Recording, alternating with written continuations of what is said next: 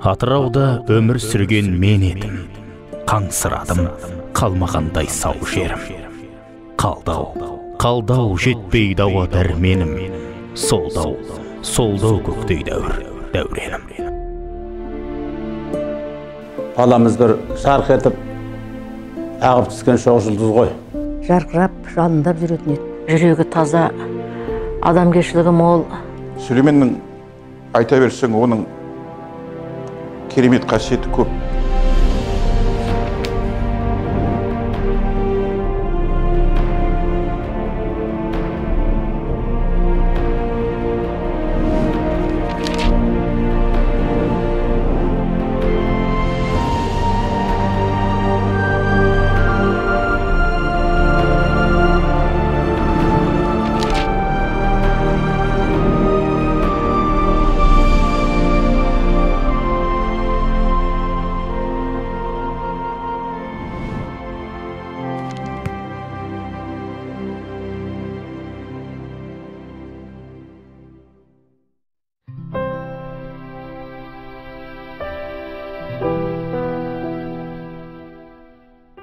Ардақты азамат, парасатты тұлға Сүлеймен Ибрагимұлы 1992 жылдың 24 тамызында Атырау облысы Жылыой ауданы Құлсары қаласында өмірге келді.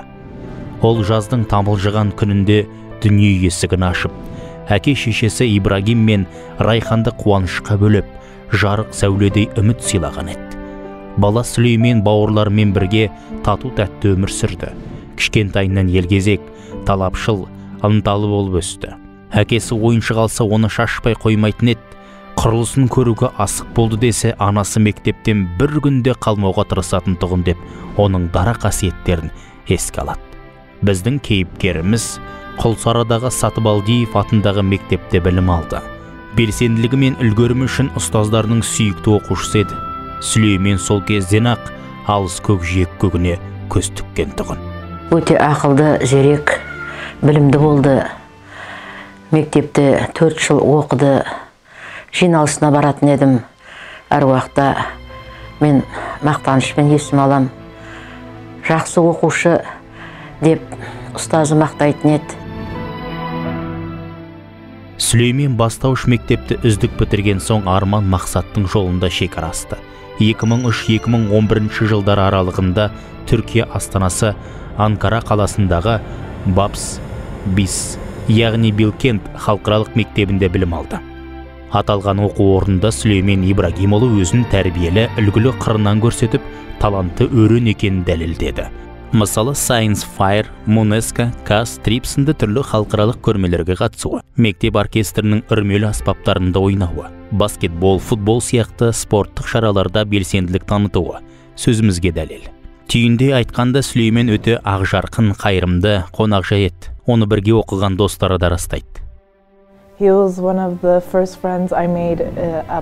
Мен Сүлеймен BAPS халықаралық мектебінде таныстым. Ол аталған оқу орнында кездестірген ең алғашқы досым болды. Сондай-ақ жаңа мектепке тез үйреніп кетуіме септесті. Достарымен таныстырды. Сүлеймен ерекше бір қасиеті қандай жағдайда да көмектесуге әзір тұратын және үнемі көңілді жүретін. Сүлейменнің өмірімдегі ең ерекше жан. Анкарада жүргенде оның үйіне жиі баратынмын. Әрбір күнді бірге өткізетінбіз. Менің бұл өмірде бауырым санайтын 5 досым бар. Соның бірі Сүлеймен. Ол маған жақсы адам болуды, өмірдің қиындығына төзе білуді үйретті. Соңғы рет мектеп бітіріп, қоштасарда жақсылықпен жүздескенше деп айтып еді. Сол сөз әлі күнге есіме түседі, көзіме жас келеді. Sülo'nun hem ilk tartışmamızı hem son konuşmamızı da çok iyi hatırlıyorum. Сүлеймен айналасында достарының көп болған жақсы көретін, әзілін айтып көңілімізді көтеріп жүретін. Есінде қалғаны мектептегі футбол командасында екеуміз бірге ойнадық. Ол спортты өте жақсы көретін. Сүлей бізді Қазақстанға жиі қонаққа шақырып жүрді. Алайда жол түспеді. Енді міне қайғылы кезеңде келіп отырғанымызға өкінеміз. Сүлеймен менің жүрегімде мәңгі сақталады. Сүлеймен Ибрагимұлы халықаралық мектепті ойдағыдай тәмамдап, IGCSE және IB дипломын алып шықты. Сөйтіп батыстың оқу жүйесіндегі ең озық дәрежеге қол жеткізген Сүлеймен білім шыңын одан әрі бағындырды. 2011-2015 жылдары Ұлыбританияның Эксетер университетінде бизнес-менеджмент мамандығы бойынша дәріс алды. Бұл оның кәсіпкерліктің қыр-сырына терең бойлауға мүмкіндік берді. Жоғары оқу орнында білгір Сүлеймен қоғамдық шаралардың да басы-қасында жүретін. Осылайша өзгелерден оқ бойы озық шыққан жас жігіт Эксетер университетіндегі Қазақстандық студенттер қоғамының президенті атанды. Сүлейменнің атап айтар қасиеттерінің бірі полиглот еді, яғни қазақ тілінен бөлек орыс, ағылшын және түрік тілдерінде еркін сөйлесетін. Көп тілді білу Сүлейменнің жұмыс кезеңіне игі әсер еткені сөзсіз. Ол кез келген шетелдікпен тез тіл табысып, жұмыстың ыңғайын реттей білетін. Самое главное удивляло, насколько он мог ужиться с разными нациями, с разными людьми, найти общий язык. Это, я думаю, достойные настоящего мужчина черты. Египеттің азаматы келеді, маған андай регистрациясының проблема болып отыр да, визасымен. Мен именно сондай вопроста маған қатысты болды сол Ренессанста. Мен екеуін сөйлестіремін телефонмен. Енді ағылшын сөйлейтін кісі ғой. Екеуін сөйлескеннен кейін мынаның аты кім дейді? Аты Сүлеймен. Мен оны до того английский идеальный екен сонша қылықты дейді да, мен оны англичанин деп ойладым дейді маған. Этот молодой человек сейчас показывает себя очень замечательно во всех переговорных вопросах. Это очень важно, когда наши специалисты говорят на 3 языках одновременно и мыслят одинаково.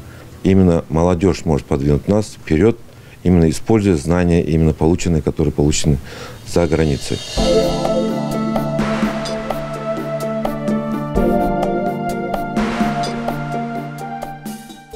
Сүлеймен Ибрагимұлы 8 қырлы бір сырлы еді. Кішкентай кезінде әкесі Сүлейменді Ахметжан Қозыбаев есімді домбырашының тәліміне бергені бар. Кейін оның домбыраға әуестігі өнердің басқа қырына ауысты. Ахметжан марқұм өзі домбырада, мына гармонға жақсы бір өзінің сондай бір несі бар, жаңағы бір қабілеті бар. Сол ана Сүлейменді әуелі келгенде ерке ғой, баратты ана диванға жатып алады. Ал мен енді жаңағы айтпаймын ана деп сосын айтады, ая сосын сен мына домбыраны қазір тартсаң, ертең мына халықтың алдында саған көп жаңағы еліктеу керек қой, саған ақша береді, сыйлық береді десе, деп қалады дейді, жан-жағына қарап. Сол жерде тез жаңағы Сүлеймен үйреніп кетті. Сосын ары қарай енді мына бір музыкальный жаңағы мектеп дейміз ғой. Сол мектепке қатысып, сосын ары қарай жалғастырып, өзінің бір жақсы жағын көрсетті. Ол мысалы караоке клубтарына барғанда жеке бөлмелерде емес, ортақ көпшілік отыратын залдарды таңдап, сол жерде өзінің тамаша қоңыр дауысымен, баритон дауысымен сондай ән айтқанды, халықтың өзіне қошеметін көргенді, сондай сезінгенді жақсы көретін.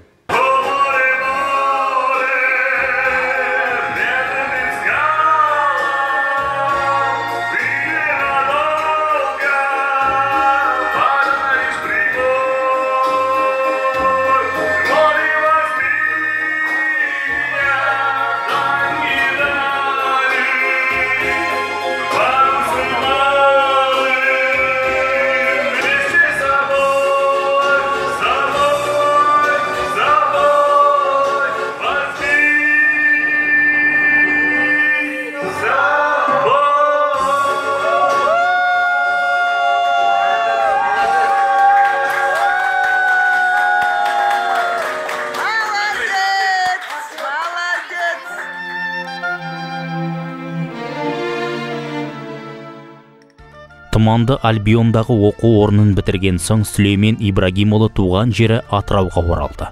Алғаш еңбек жолын Нефтестройсервис жауапкершілігі шектеулі серіктестігі компаниясында оқшаулаушы қызметінен бастады. Кейінгі жылдары сырлаушы, құм бүріккіш, жоспарлаушы, сметалық іс маманы, аудармашы қызметтерінде болды. Ол жұмыстастарымен етене жақын араласты. Сыйластығы жоғары еді. Үлкенге ізет, кішіге құрмет білдіретін. Шетелде алған тың білімін туған жерінде жүзеге асыруға тырысты және сол мақсатына жеткендей. Қарапайым қазақ баласы да бәсекеге қабілетті, сауатты, білімді, қолынан барлық істің тетігі келетінін дәлелдей білді. Сүлейменнің ойға алған көптеген идеясы болды. Егер өмір қысқа қайырылмағанда ол бірқатар ұлы істерді жүзеге асырар еді. тіпті үлкен басшы премьер-министр де болуы мүмкін еді. Мұндай деңгейге көтерілуге оның қарым-қауқары, күш-жігері, білім-білігі жететін. Ол өз ісінің кәсіби маманы деп айтуға болады. Қиын сәттерде тығырықтан шығар жол табатын. Мен Сүлеймен секілді білімді азаматпен жұмыстас болғанымды мақтаныш тұтам. Ол үнемі өзінің отбасы жөнінде айтып жүретін, әсіресе ағасының баласын, яғни інісін қатты жақсы көретін. Әлемнің 60 мемлекетінде болдым, бірақ еріксіз таңдай қақтырар Сүлеймен секілді жасты кездестірген жоқпын. Ол НСС компаниясының болашағы үшін маңдай терін төге күні-түні еңбектенді. Мы достигли многое за 19 лет нашего существования. На сегодняшний день компания НСС имеет более 4000 сотрудников, 1000 единиц техники и более 10 производственных баз по всему западному Казахстану.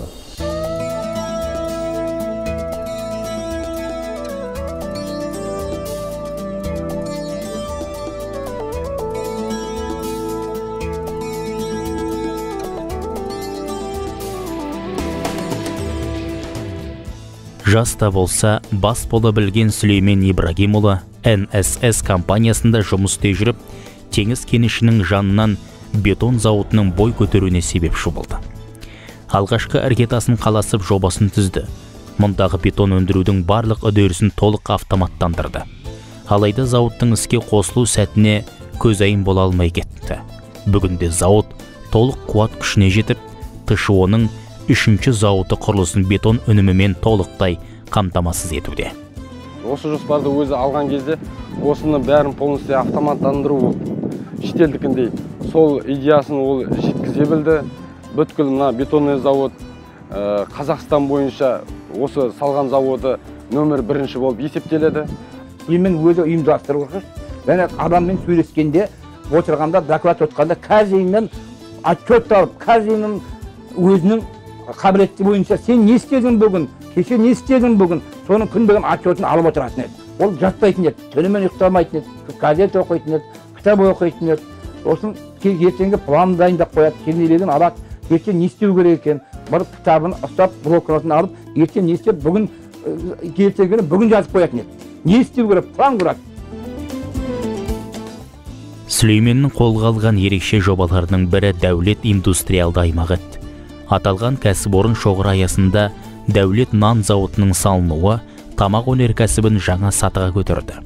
Нан және кондитерлік өнімдерді шығаратын өндіріс орнының қуаты мығым, ауқымы кеңдікке баланды. Оны зауыттың ашылу салтанатына келген облыс әкімі де айтып берді. Қазіргі таңда Атырау қаласында 13 наубайхана тәулігіне 33 тонна шығаратын болса, солардың ішінде 13-тің ішінде ең ірісі бұл 9 тонна шығарады тәулігіне. Бұл наубайхана тәулігіне 30 тонна шығаратын мүмкіншілігі бар. Наубайханамыздың болашаққа жоспары біріншіден ең жоғарғы сапалы бір нан шығару, өзіміздің Атырау облысының халқына. Содан кейін жайлап дамып жатса, оның облыстың сыртына шығып бүкіл Қазақстаннан кейін шетелге шығу мақсатымыз бар.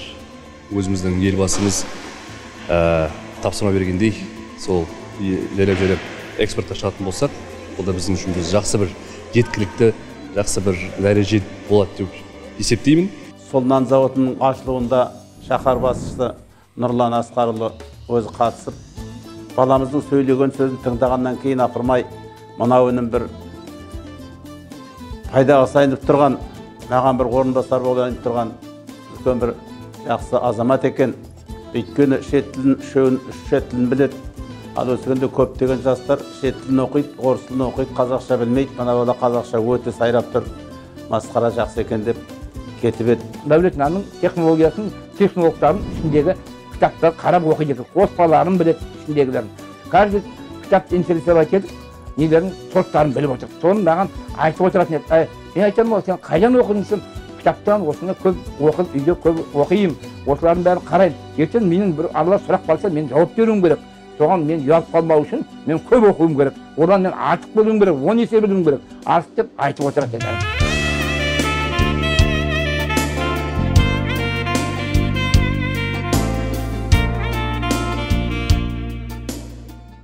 Осылайша болашағынан зор үміт күттірген Сүлеймен Ибрагимұлы кәсібінің нәсібін көрді.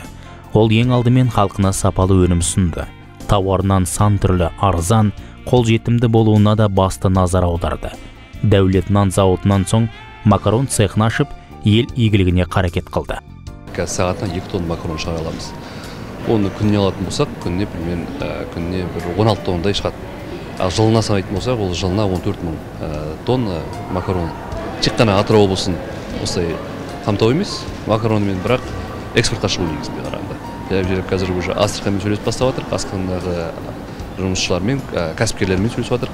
Сол арқылы жайлап Ресейге кіріп, сояқтан экспортқа тарату деген ойымыз бар, жалпы негізінде сондай жоспарымыз бар. Я хочу использовать свои знания, свои навыки, свой опыт, скажем так, чтобы сделать, брать все плюсы, которые я видел за границей, и попытаться помочь своей стране достичь такой же уровень.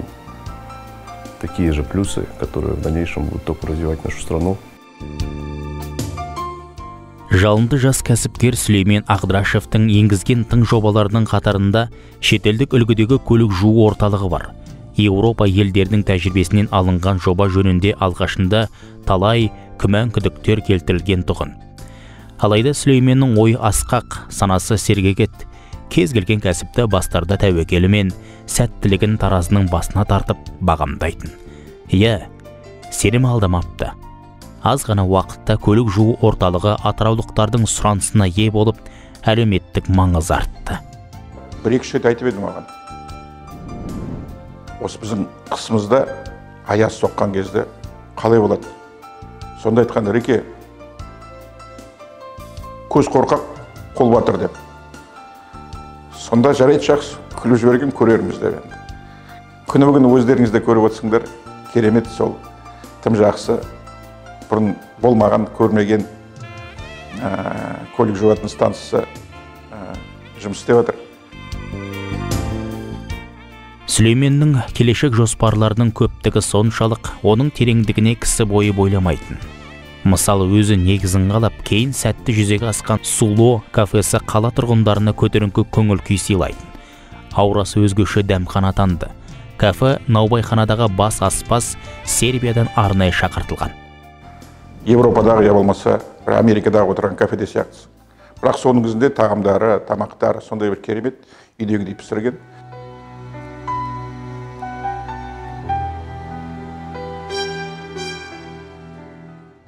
Бірнеше бизнестің тізгінін ұстап, оларды өркендете білген Сүлеймен Ибрагимұлы қайырымдылық жұмыстарға да бір кісіде ат салысты. Адал табысының бір бөлігін сауапты іске арнады. Облыстағы аз қамтылған топтарға, жетімдер мен қарттар үйіне, мүгедектер қоғамына, ДЦП ауруына шалдыққан балаларға айрықша көңіл бөлді. Ал Ақтөбе облысындағы Алға балалар үйінің түлектерін жұмысқа орналастырып, әлеуметтік көмекпен қамтығанын қалай айтпасқа болады. Сүлейменнің бизнестегі жетістігі мен азаматтық қайырымдылық ісі елеусіз қалған жоқ. 2016 жылы жылдың үздік жас кәсіпкері атанып, деңгей дәрежесі республикалық, облыстық, аудандық басылымдарда ұлықталды. Тіпті көршілес Астрахань облысының губерния журналына да басылып шықты. Әлбетте, аяулы азамат Сүлейменнің болашақтағы мақсаты жарқын еді, айқын еді. Болашақта мақсатым осы цехты дамытып, осы 1 гектар жерді бір индустриялық зона қылып ашу, онымен бірге бір 10 шақты бір цех ашу, соған қатар 2000 шақты бір жұмыс орындарын ашу деген мақсатпен болашаққа қараймын. Осылай бір адамда еліміздің дамуына талпынатын болсақ, Қазақстанның 30 озық елдің қатарына кіруіне толықтай сенемін. Сүлейменнің жұмыс істеу принципі де өзгеше еді. Батыстық прагматизм, тайм-менеджмент ұғымдарын енгізді. Ол өзінің қарамағындағы қызметкерлерге ерекше мән берді. Олардың мұң-мұқтажын проблемасындай қабылдап, күрмеулі түйінді шешуге жұмыстанатын. Олардың көңілі сапаға әсер етеді деп айтып отырушы еді, жарықтық. Сүлеймен жұмысшыларына бұйрық емес, бағыт беруге талпынды. Барлығымен досындай сырласып, ағынан жарылатын. Осы орайда атасы Хамза Абдолла Сүлейменнің жұмысшыларға арнап үлкен асқана салып бергенін тілге тиек етеді. Бұл жігіт әкесінің айтқанына қарамай, папа, осы жерде қанша азамат бар, аяйсың ба, солардың бәрі тамақ ішетін болсын. Қазір дос мемлекеттеріміз, шетелдің азаматы, біздердің бір-бірімізден айыратын ештеңеміз жоқ қой деп 1000 орындық асхана салып еді. Ол да соның еңбегі еді. Өткен жылы теңіз кенішіндегі қалашыққа оның есімі берілді. Аты ұлықталды. Бұл сол сәттерден көрініс. Сол Сүлеймен мәңгі есімізде сақталады, арқа қалай ел есінде қалады, ұрпақтан болашаққа қалады деген есеппен сол ұжыммен бәрін бірігіп осы қалашықтан, өзінің салған заводтан, жаңағы үлкен саябағын салдық Сүлейменнің атына. Енді ол естелік. Бүгін енді өзіңіз көріп атқандай қаланың да ішінде теңізде де жан-жақта сол Сүлейменнің бастаған жұмыстары қазір кәдімгідей көрініп тұр.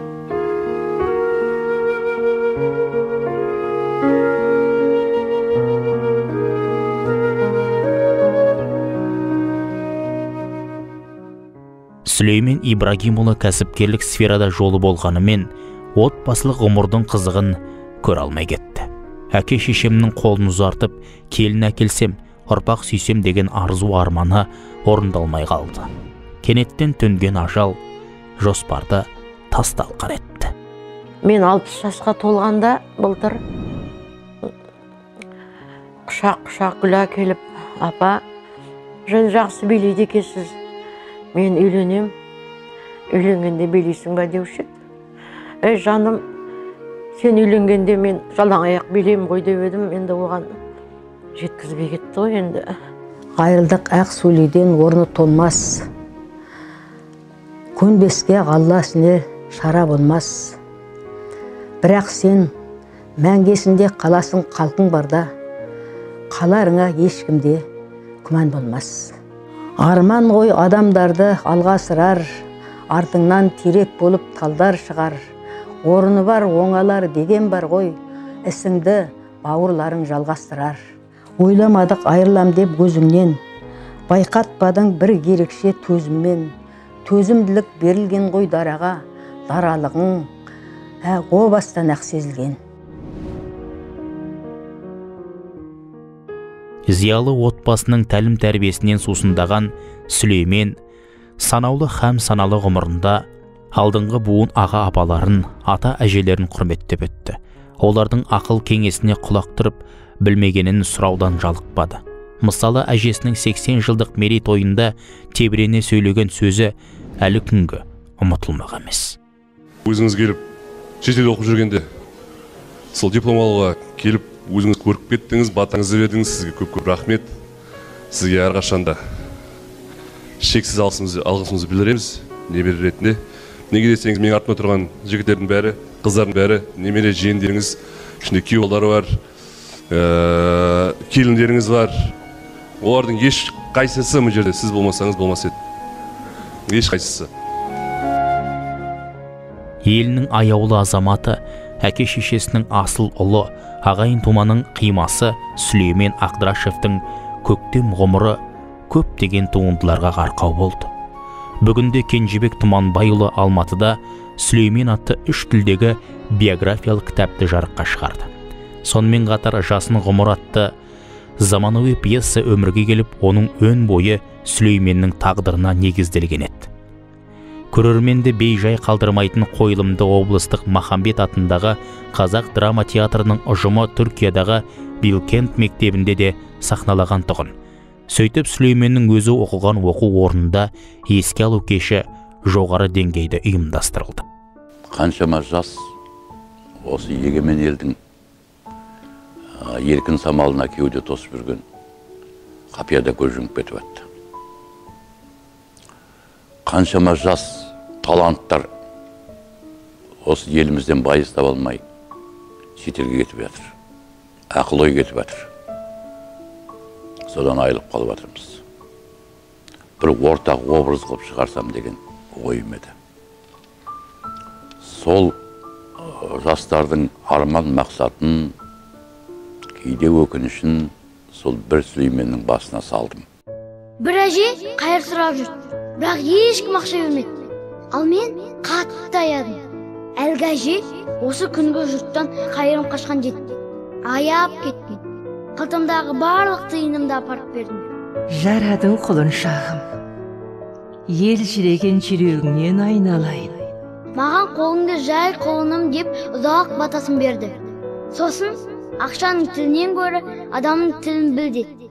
Баламай, ер жетші, өмірдің өзі бәрін түсіндіреді саған. Анкарада өзінің білім алған оқу орнында ұстаздарменен бірге өскен жастардың, шәкірттің алдында оқу орнында қойдық. Артистеріміз барын салып ойнады сол жерде. Ал зал жылап отырды.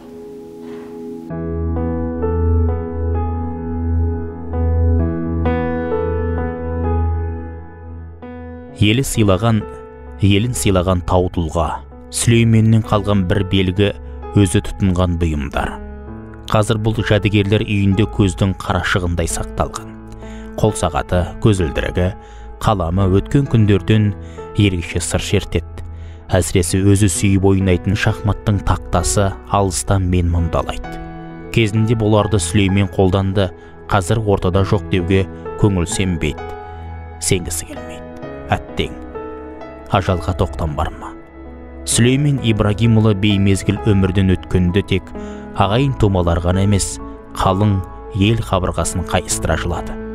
Мне есть с чем сравнивать Казахстан на сегодняшний день. И Казахстан, конечно, в 90-х годах, когда наши родители делали все возможное, работали и брали всякую работу, чтобы прокормить семью и обеспечить детей образованием и воспитанием. На сегодняшний день мне 25 лет, и как и нашей независимой стране, я могу с гордостью сказать то, что на сегодняшний день мои сверстники и мои ровесники добились очень многого. Они являются, как бы скажем, будущим нашей страны. Әлеуметтік желіде шетелдегі достары мен таныстарының, жұмыстастарының пікірлері жарияланды. За свою короткую жизнь он успел сделать очень многое и заслужил особое место в наших сердцах. Даулет Сагатай. Жұма күні постыма лайк басып, мне осында отырған сияқты болып көрінді. Сүлеймен, сен сондай керемет жан едің. Иманың саламат болсын. Айжан Хамид. Ұлтын шын жүрегімен жақсы көрген ұлдан айырылғанымызға жан жүрегіміз қанжылап тұр. Серік Идранов.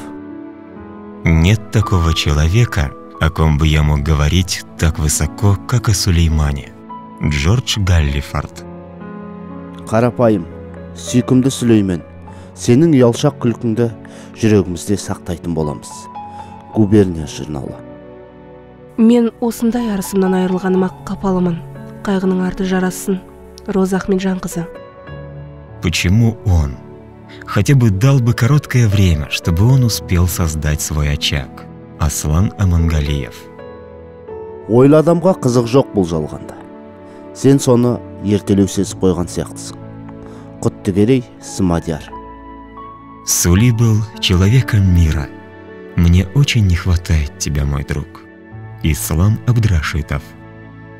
Очень жаль, что его звезда погасла очень рано, но искра этой звезды останется в наших сердцах навсегда. Аида Нурушева. Сүлеймен менің өмірімде комета сияқты ағып өтті. Әттең, өмірінің қысқалығын-ай. Шайхаддин Султанов.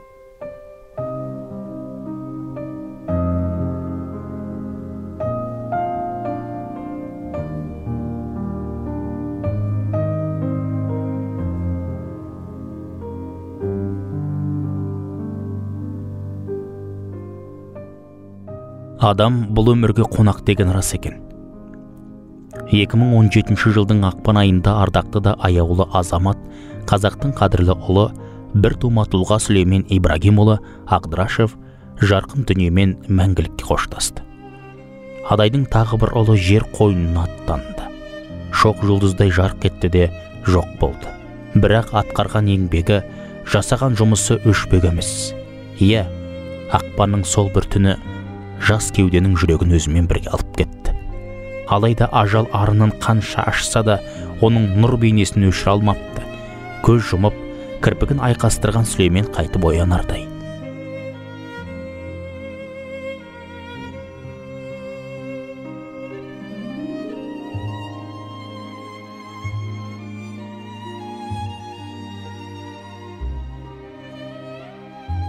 Жатқан жерің жарық, топырағың торқа болсын, қадірлім. Бақи бол. Мен өмірімді басқа адамдар сияқты босқа өткізгім келмейді. Мен барлық адамдарға, тіптен әлі кездестірмеген адамдарым үшін де пайдалы немесе оларға қуаныш әкелгім келеді. Мен өлгеннен кейін де өмірімді жалғастырғым келеді. Сүлейменнің 2012 жылдың 17 маусымы күнгі Facebook парақшасындағы жазбасынан.